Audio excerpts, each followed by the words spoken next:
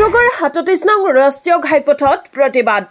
চহৰখনৰ ৩৭ নং ৰাষ্ট্ৰীয় ঘাইপথত ৫ কিলোমিটাৰ পৰ্যন্ত একাঠো পানী ক্ষুব্ধ ৰাইজে বাণীপুৰত অৱৰোধ কৰিলে ৰাষ্ট্ৰীয় ঘাইপথ অসম চৰকাৰ হাই হাই ডিব্ৰুগড় পৌৰ নিগম হাই হাই মেয়ৰ সৈকত পাত্ৰ গোবেক আদি শ্লোগানেৰে পৰিৱেশ উত্তাল কৰি তোলে বৰ্তমানেও ডিব্ৰুগড় বাণীপুৰৰ ৩৭ নং ৰাষ্ট্ৰীয় ঘাইপথ অৱৰোধ কৰি উত্তেজিত ৰাইজ আৰু দণ্ডাধীশৰ মাজত বাগবিতণ্ডাৰ সৃষ্টি হয় উল্লেখ্য যে আজিৰ পৰা ৯টাকৈ দিন ৰাষ্ট্ৰীয় ঘাইপথ বুৰ যোৱাৰ ফলত বহু পথ দুৰ্ঘটনা সংঘটিত হয় ইয়াৰ ফলত কেইবাজনো লোক আহত হৈছে পানীৰ কাৰণে আজি প্ৰতিবাদ সাব্যস্ত কৰিবলৈ ওলাই আহিছোঁ কাৰণ আমি আজি এসপ্তাহ হৈ গ'ল পানীত ডুবি আছোঁ আমাৰ ভিতৰতো পুৰা একাঠো পানী ল'ৰা ছোৱালী বিছনাৰ ওপৰত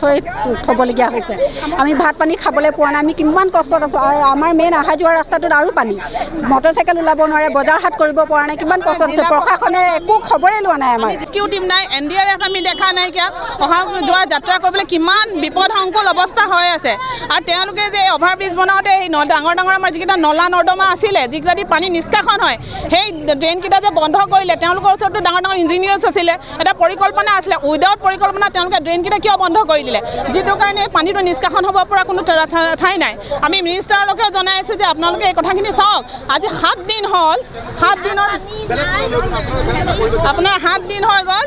পানীখিনি লৰচৰে হোৱা নাই ওলোটা পানী বাঢ়ি আছে তাৰমানে কি এনেকৈ পানী হৈ থাকিব আৰু বৰষুণ দি থাকিব আৰু মানুহে মানে এমাহ থাকিলে এমাহ এনেকুৱা হৈ থাকিব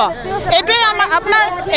কথা নেকি পৌৰ নিগমৰ সৈকত পাত্ৰ ক'ত আছে এতিয়া তেখেতটো আহি পেলাই এদিন আমি দেখা নাইকিয়া তেখেতৰ ওচৰত পৰিকল্পনা কি আছিলে তেওঁতো ধুনীয়াকৈ গামোচা পিন্ধিলে একদম 22টা ৱাৰ্ড তাৰমানে 22টা ৱাৰ্ডে এতিয়া আপুনি বুজক পৌৰ নিগমখন অকল 22টা ৱাৰ্ড তাৰমানে এতিয়া যে এইটো আৰ্বান এৰিয়াত পেলোৱা হৈছে যেনেকৈ বকুল